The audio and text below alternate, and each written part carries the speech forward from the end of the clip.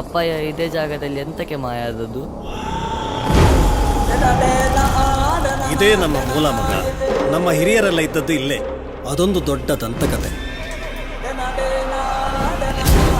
ಎಂತ ದಂತಕತೆ? ಕಾರ್ಣಿಕದ ಕಲ್ಲ ಅಂತ. ಯಾವಾಗೆಲ್ಲ ಮನುಷ್ಯ ಧರ್ಮದ ಕಡೆಗೆ ಸಾಕ್ತಾನ, ಧರ್ಮ ಕಾಪಾಡಲಿಕ್ಕೆ ಈಶ್ವರ ದೇವರು ಗಣಗಳನ್ನು ಕಳಿಸ್ತಾನೆ ಇರ್ತಾನೆ.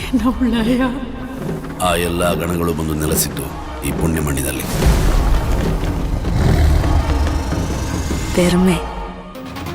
ಬಂದದ್ದು ಸ್ವಲ್ಪ ತಡ ಆಯ್ತಾ ಅಂತ ಅಲ್ಲ. ಕಾಂತಾರದ ಒಳಗೆ ಯಾವತ್ತೂ ಹೋಗ್ಬೇಡಿ ಮಕ್ಕಳೇ. ಏಯ್, ಯಾಕ ನಗುದು? ಅಲ್ಲಿ ಬ್ರಹ್ಮ ರಾಕ್ಷಸ ಇದ್ದಾನೆ.